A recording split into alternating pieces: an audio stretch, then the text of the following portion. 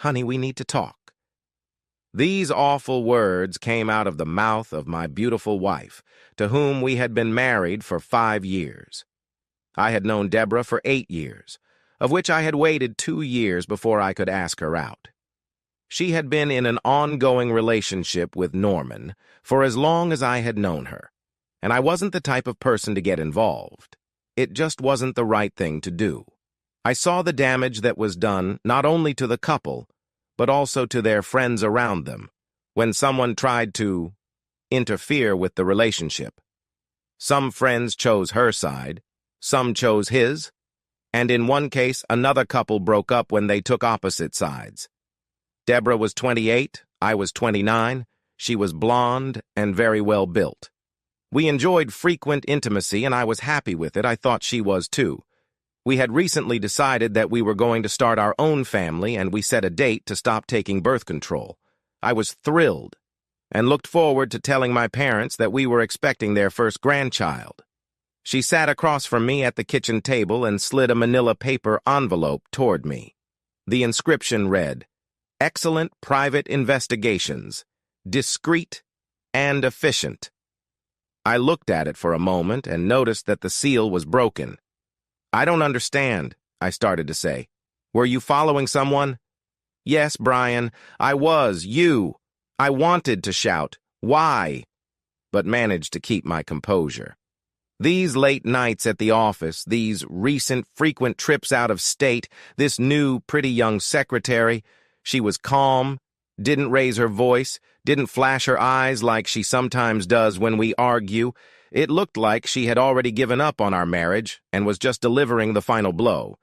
In my defense, everything was within the law and she knew it. I wasn't having an affair and I knew it. But how can I prove it? She must have some evidence to counter me. That feeling you get when the police are following you and you start thinking, did I stop at that sign? Was I speeding? And the relief when they swerve to chase someone else. I wanted that kind of relief. She gave it to me. "There's nothing in this envelope that tells me you're having an affair or that you're doing anything beyond what you've already told me." "So why?" I stammered. 6 weeks ago, Stephen called me and asked to meet for coffee. He wanted to talk about the surprise he was organizing for you. I met him at the Cape Bay Cafe. He looked concerned at first, but then assured me that he didn't mean to offend me and that I was a very attractive woman. He couldn't believe that you could do something to hurt me. I had known Stephen for 12 years. During my freshman year of college, we took a psychology class together and formed a study group with other students. We stayed friends and sometimes went to parties on campus. We chased girls, usually unsuccessfully.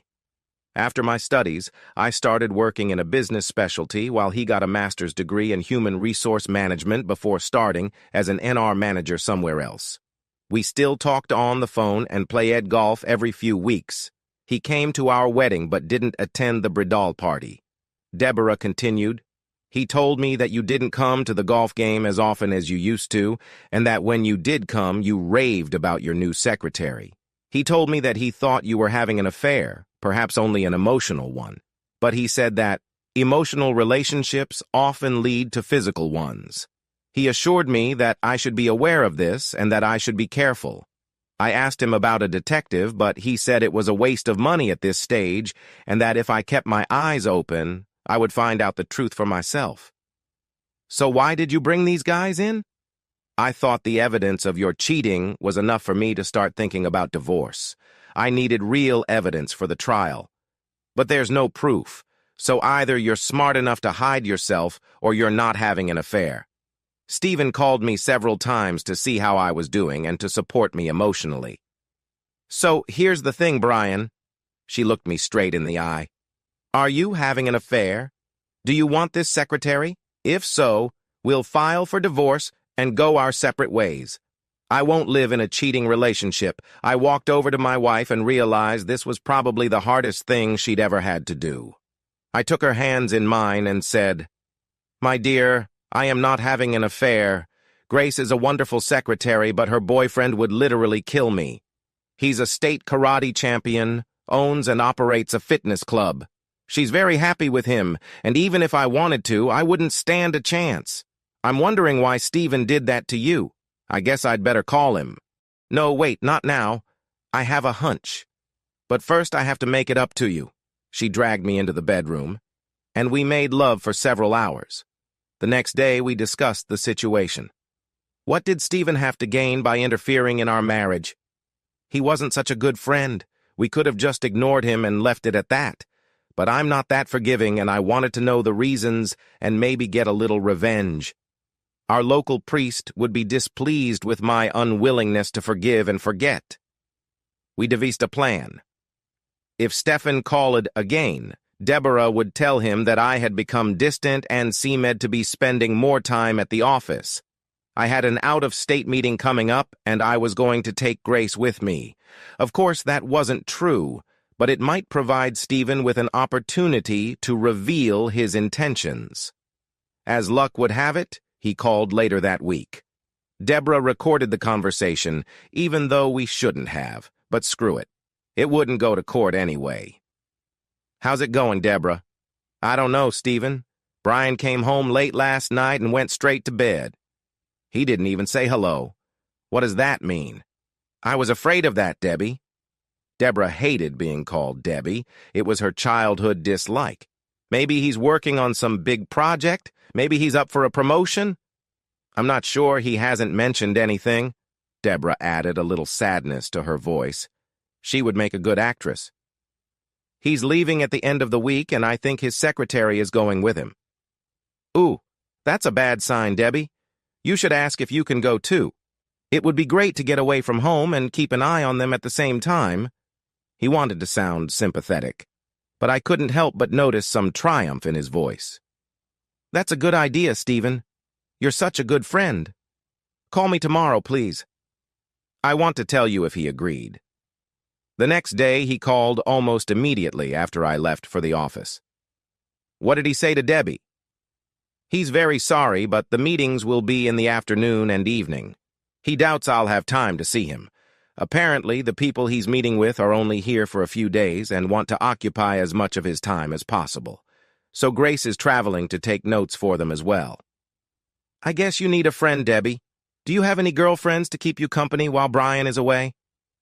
He managed to make my name sound disgusting. I hated him for it. I don't think so. Most of them already have kids, so they need to be home at night. I'll try to think of something, Debbie. I can't have you being alone and worrying about Brian. I'll call you later, okay? Yeah, okay, Steve. Stephen hated being called Steve, too, but he reacted differently than when I accidentally called him that a few years ago. His face turned red, and he hissed at me that he hated the name and that I should never call him that again. 2 days later, I left for a meeting and took some time off from the office to be home with my wife and mistress. After lunch, the phone rang. What's up, Debbie? I'm worried about Stephen. He promised to call when his plane landed, but I haven't heard anything from him. What if something happened? He'll call Debbie. If he was doing something wrong, he'd want to reassure you so you wouldn't suspect anything. Okay, you're probably right, Stephen. I'll wait for his call. We had a good dinner, and I was washing the dishes when the doorbell rang. I suspected who it was and hid while Deborah opened the door holding a kitchen towel.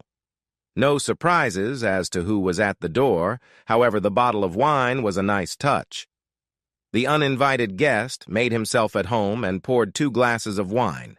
Deborah sipped from hers while he made soothing small talk about how she needed her husband's support and that she was a very attractive woman. When her glass was half empty, he filled it again. Sneaky move. She wouldn't know how much she'd drunk. He also didn't return to his seat, but sat down next to her and put his hand on her leg. I watched his actions. Deborah gave no indication that I was near. When he leaned in for a kiss, she turned her head in my direction and smiled as I stepped out of the shadows. What would you do if someone tried to seduce your wife? Stephen and I had a nice conversation, nicer for me than for him. He knew he would no longer be welcome, just as he knew he had lost a good friend. I doubt I'll miss him after all. I'll find a new golf partner. I just wanted to know why. Sure, Deborah is attractive, but there are other attractive women. Why the one who committed to me? It turned out that years ago, a girl he was interested in had a crush on me, and nothing could stop it. When we broke up, he was never able to get her to go out on a date and was convinced that I was the one who turned her against him. Oddly enough, neither of us remembered her name or what she looked like. Stephen, or Steve as he is now known to us, decided revenge was best served cold, but didn't realize that I never meant to hurt him. She just wasn't interested in him. He left our home, and I tucked my wife into bed to begin working on the addition to our loving family.